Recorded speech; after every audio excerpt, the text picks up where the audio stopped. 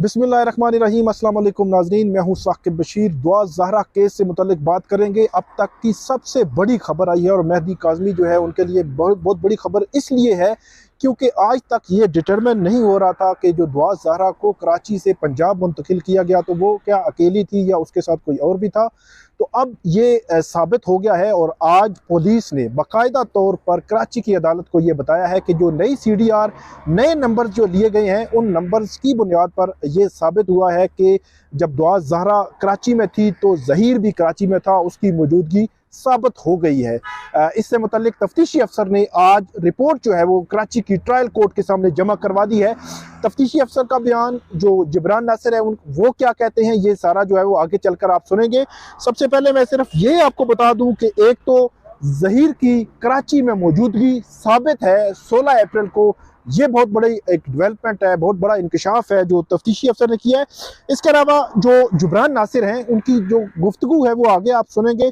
और जो कोर्ट में हुआ है, एक तो तफ्तीशी अफसर ने ये बताया है कि जो ज़हीर की CDR है अबडक्शन वाले दिन मतलब 16 अप्रैल को जो अगवा हुई थी दुआ ज़हरा, उस दिन ज़हीर कराची में मौजूद था। और उसके अलावा ये बताया गया है कि 2 मंथ लगे हैं पुलिस को ये करने में। IG ने भी ये कहा कि ये ऐसा मामला नहीं है। इसके अलावा भी बहुत सारी चीज़ें होती रहीं लेकिन पुलिस कतराती रही। पुलिस का घनौना किरदार जो है वो इसमें सामने रहा है। तफ्तीशी अफसर की तब्दीली के हवाले से भी बड़ा फैसला हो सकता है। जो अबडक्शन के हवाले से जो दफ़ात हैं, जो सेक्शुअल उसके हवाले से जो दफ़ात हैं, अभी भी जिब्रान नासिर ये कहते हैं कि वो उस मुल्ज़म को बचाने की कोशिश कर रही है पुलिस। लेकिन ये एक बड़ी खबर है, पुलिस ने रिपोर्ट जमा करवाई है कि नई CDR के मुताबिक जो इसमें जो ज़हीर है उसकी कराची में मौजूदगी 16 अप्रैल को साबित है। कराची में वो मौजूद था। उस रोज़ को जो अगवा हुई थी, लापता हुई थी दुआ ज़हरा, उसके बाद कराची शिफ्ट हुई थी। कराची से पंजाब तक ट्रैवल जो है वो आज तक उसके हवाले से कोई सबूत जो है, कोई प्रूफ जो है वो सामने नहीं आ रहे थे। अब ये खबर आई है, पुलिस ने तस्दीक कर दी है। अब जो ज़हीर की गिरफ्तारी है वो कंफर्म होती नज़र आ रही है और ज़हीर का जो बचना मुश्किल नज़र आ रहा है क्योंकि मेडिकल रिपोर्ट भी साबित हो गई, उसका अगवा भी साबित हो गया, पुलिस CDR में भी उसकी मौजूदगी भी साबित हो रही है। और अब ये वो सवाल है कि वो अपनी मर्जी से वहाँ पे गई या फोर्सफुली उसको ले जाया गया। लेकिन ज़हीर के खिलाफ, शबीर के खिलाफ, उनके खिलाफ अब जो शिकंजा जो है वो बड़ा जो है वो सख्त हो रहा है। अब देखते हैं कि इस केस में फर्दर क्या होता है। आप जिब्रान नासिर उनकी गुफ्तगू सुने, तफ्तीशी अफसर जो है उसकी गुफ्तगू सुने, उसका जो तरीकाकार है वो क्या बात कर रहा है वो भी सुने। और उसके बाद जो है वो इसके हवाले से जो भी अपडेट होगी वो भी हम आपके साथ शेयर करेंगे। इस वीडियो पे आप फीडबैक जरूर दीजिएगा, कमेंट जरूर कीजिएगा। बहुत शुक्रिया।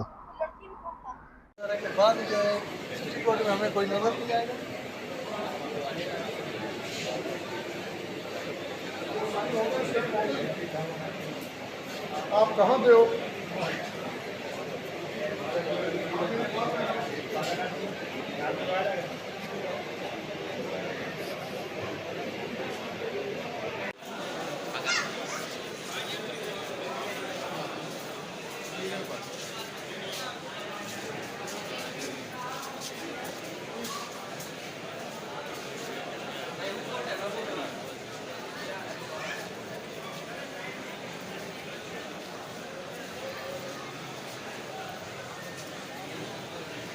IO भी पहुंच गए सिटी कोर्ट में।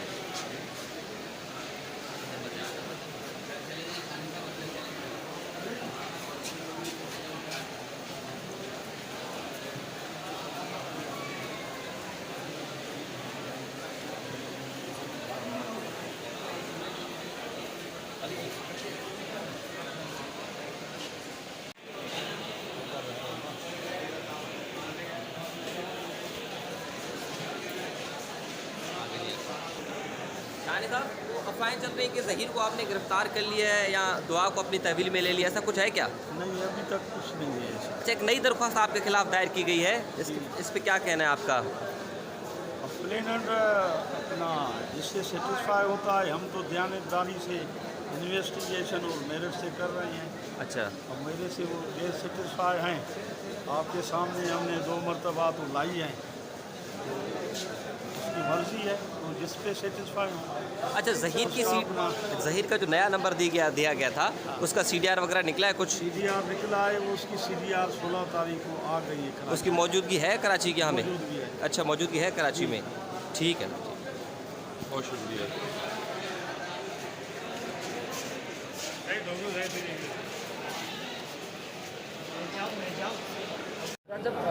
आज तफ्तीशी अफसर को तब्दील करने के हवाले से दरख्वास्त अब तक क्या हुआ? देखिए, अभी तफ्तीशी अफसर जो हैं अदालत में मौजूद नहीं है। उन्होंने दरख्वास्त की है, वो इंसाय दहशतगर्दी की अदालत में है कि वो थोड़ी देर में आएंगे। मगर साथ में जज साहब का भी एक व्यू है कि चूँकि हमारे यहाँ ईस्ट के अंदर, कराची ईस्ट के अंदर अब सेंसिटाइज कोर्ट्स आ गई हैं, स्पेशल कोर्ट्स आ गई हैं, जेंडर वायलेंस के हवाले से कोर्ट्स आ गई हैं, कि शायद बेहतर है कि वहाँ पे ये दरख्वास्त सुनी जाए चेंज ऑफ इन्वेस्टिगेशन के हवाले से, या ये अदालत भी सुने। दोनों इस बात के मजाज हैं। वो ये आईओ साहब के आने के बाद बता देंगे। तो लेट आवर्स के अंदर उम्मीद है कि हमें आज एक हेयरिंग मिल जाएगी। हमारे जो खदशात हैं वो अपनी जगह पहले भी मौजूद थे जब हमने लास्ट एप्लीकेशन दी थी आईओ को चेंज करने की, मगर उसके बाद जब मेडिकल बोर्ड ने हमारा मौक़िफ़ साबित कर दिया कि बच्ची अंडर एज है, और उसके बाद मीडिया के सामने 5 तारीख को खड़े होके मेडिकल बोर्ड के सारे कंटेंट्स पढ़ना, मगर 6 तारीख को आईओ का अदालत में आके बोलना कि जी मुझे तो पता ही नहीं मेडिकल रिपोर्ट में क्या है, मैंने तो मौसूल ही नहीं की है। या जब ये सारे सहूलतकार जिन्होंने पंजाब में छुपने में और पुलिस से फ़रार अख्तियार करने में मदद की थी ज़हीर की, उनका जब रिमांड था 9 तारीख को, 9 जून को, तो आईओ का उस दिन पुरस्कार तौर पे बीमार होकर ना पेश होना और मेमो ऑफ अरेस्ट भी ना जमा कराना और इंटेरोगेशन रिपोर्ट भी जमा ना कराना, जिससे ज़ाहिर हो रहा था कि पूरी की पूरी गिरफ्तारी गैर कानूनी, जिसकी वजह से उन 10 लोगों को डिस्चार्ज कर दिया गया। या आईओ साहब का इस कम उम्र की एज के आने के बाद भी मौक़िफ़ इख्तियार करना कि जी इस केस में इन्वेस्टिगेशन करने के लिए कुछ नहीं है। या 7 जुलाई को जब निकाह खां की बेल आर्ग्यू हो रही थी और हमने मौक़िफ़ इख्तियार किया कि जी निकाह खां तो मफरूर था, लाहौर का रहने वाला, कराची से गिरफ़्तार हुआ है, उस वक्त आईओ का कोर्ट को मिसलीड करना और बोलना जी हमने तो लाहौर से गिरफ़्तार किया है, और फिर पुलिस इन्वेस्टिगेशन से आईओ का झूठा साबित होना। तो एक इंसान जिसने मीडिया के सामने एक व्यू फॉर्म किया हुआ है, एक इंसान जो अदलिया के सामने मिसलीड कर रहा है मुस्तकिल हर ऑप्शन के ऊपर, और एक इंसान जो कि कोई भी एफर्ट नहीं कर रहा गिरफ़्तारी के। 14 तारीख को जो है वो प्रोटेक्टिव बेल, वो बुरी ज़मानत भी एक्सपायर होगी लाहौर हाई कोर्ट की जो मिली हुई थी ज़हीर को, और उसके बाद हमारे इल्म में नहीं है कि उसने कहीं और से बेल ली हो, तो उसका तो स्टेटस इस वक्त मफरूर का है कानून से। तो उसको गिरफ़्तार करने के लिए अभी तक क्या चीज़ें सामने आई हैं, एक रेजिस्टेंस नज़र आ रही है। और ये अगेन मैं कहना चाहूँगा, ये आईओ इस केस के ऊपर मुसल्लत किया गया है, आईजी साहब ने मुसल्लत किया है, एआईजी ने मुसल्लत किया है, ये हमारी दरख्वास्त के ऊपर तब्दील नहीं हुआ। इससे पहले जो आईओ, जो इंस्पेक्टर साहब थे, वो जो भी काम कर रहे थे वो बहुत माकूल काम लग रहा था इनके बनस्बत, वो बहुत सही सिमत में लेके जा रहे थे इन्वेस्टिगेशन को जैसे होनी है। और पुलिस का जो रोल होता है कि आपने जज नहीं बनना, आपने तमाम तरफ के दलाइल और हक़ाइक़ और मामला देखते हुए एक रिपोर्ट जमा करानी है, वो सिमत में जारी थी। मगर मेरे ख्याल में जिस दिन हाई कोर्ट ने साहब आईजी साहब को अपने चार्ज से फारिग किया है, उसका नज़ला एक बेचारे हमारे क्लाइंट पे, काज़मी साहब पे गिरा है कि हम पे एक ऐसा आईओ मुसल्लत कर दिया गया है जिसने ज़िद पकड़ी हुई कि उसने केस को सबटाज करना है, इन्वेस्टिगेशन सबटाज करनी है। तो इसलिए उसको चेंज करने के लिए हमारी दरख्वास्त पहले भी थी, अब भी है। हमने पुलिस के हुकाम से एक नहीं, एक से ज़ायद बार मुलाकात की है, कल भी उनसे गुज़श्ता रोज़ मुलाकात हुई थी।